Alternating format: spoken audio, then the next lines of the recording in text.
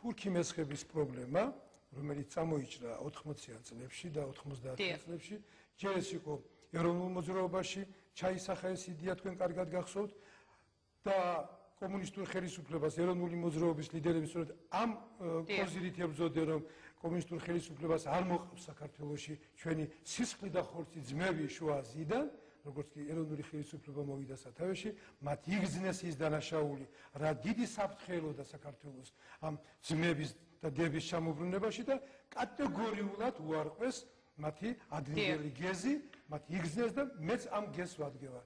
მე არც კომუნისტების დროს მოუწოდებდი ვინმეს თურქი მესხების ჩამოსახლებაზე, არც ზვიად გამსახურდიას დროს, არც ზვიად გამსახურდიას შემდეგ ხელისუფლებაში. მე ყოველთვის გრძნობდი ამ დიდ საფრთხეს. მე კატეგორიულად წავედი წინააღმდეგი ამაზე და არ შევასრულე არც პარლამენტის თავმჯდომარის, არც უმრავლესობის ლიდერის და მაშინდელი უმრავლესობის ლიდერისა და საპარლამენტო შორისო დელეგაციის მეთაურის ქალბატონი ღოღობერიძის ეს დავალება. განრისხებული ღოღობერიძე თავის უმცროს კოლეგასთან ბატონ სააკაშვილთან ერთად გაიქცნენ სტრასბურგში, ევროსაბჭოში და იქ გააფორმეს ქართველი ხალხის ზურგს უკან, პარლამენტის ზურგს უკან, მესხეთის მოსახლეობის ზურგს უკან ის მოღალატური, კაბალური ხელშეკრულება თუ ვალდებულება, რომელმაც საქართველოს თავს მოახვია ევროსაბჭოში შესვლის ფასად 400.000 თურქი მესხის უპირობო დაბრუნება და ეს ხდება მაშინ ქალბატონო ინგა 1998 წელს, როდესაც 6-7 წლის წინ გამოძევებულია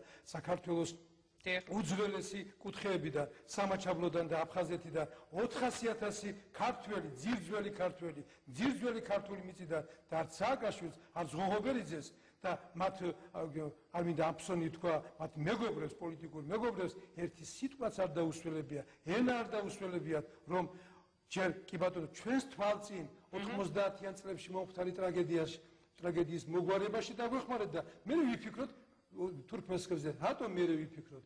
იმიტომ ქალბატონო ინგა რომ საერთაშორისო სამართლის ენაზე საქართველო არ არის ვალდებული თურქი მესხების დაბრუნება. ამაზე დიდი საჭიროებო საკითხი. დღესაც საქართველოს ელოდება რაც 10 საუკუნის მანძილზე მე-10 საუკუნიდან გამოჩენილმა თურქმა სელჩუკებმა და შემდეგ ოსმალებმა არ მოუტანეს საქართველოს იმდენი რბევა და იმდენი უბედურება, რაც საქართველოს ეხლა ელის 400.000 თურქი შემოსულა ოდესმე საქართველოში ქალბატონო ინგა თანაც უიარაღოთა და თოფის გაუსრულებლად და ეს ჩვენ ველოდება ხვალ ეს ღოღობერიძის, სააკაშვილის ერთი ელჩობა უნდა სტრასბურგში და მეორეს ევროპის ევროსაბჭოს ტრიბუნა. ევროპული კომიტეტის თავმჯდომარე ქალბატონო ინგა მას ერქვა მიგრაციისა და უცხოეთში მცხოვრებ თანამემამულეთა საქმეების კომიტეტი. მთლიანად მიგრაციაზე და უცხოეთში მცხოვრების სულ ჩემი პროფილი იყო რა. ხალხს მინდა მადლობა უთხრა ბატონ სურამს, რომ ერთადერთი კომიტეტი მთელ მსოფლიოს პარლამენტარიზმის ისტორიაში საქართველოში შეიქმნა ეს კომიტეტი და ჩემთვის შეიქმნა ეს კომიტეტი და მან ეს შექმნა. მაგრამ მე უნდა გამეკეთებინა ეს არ უნდა თქვას ღოღობერიძემ. რატომ არ უნდა? იმიტომ მე რო ვეტყვი მსოფლიოსო, მე საქართველომ არ იცოდა, პარლამენტმა არ იცოდა, მე ბიუროს წევრმა და კომიტეტის თავმჯდომარემ არ ვიცოდი, მესხეთის მოსახლეობამ არ იცოდა და 400.000 თურქი მესხის საქართველოში შემოყვანის ვალდებულება იქისა. ეს რო უთხრა, მე იქ დავაყენებ საკითხს, მე ეს დავაყენე საკითხი სახელმწიფო კომისიის თომაზე კანცელარიაში და აი ეს მიუტანეს ეს ამბავი, მე ვაყენებდი და ვაყენებ საკითხს ქალბატონი ღოღობერიძის ელჩობიდან გამოწვევის შესახებ. ყველას მოსთხოვს პასუხს ისტორია ამ ორი მოწვევის პარლამენტში, რომ ეროვნება წაგვართვეს, ენა წაგვართვეს, სარწმუნოება წაგვართვეს და წაგვართვეს 400.000 თურქი მესხის მოგერიების საშუალება.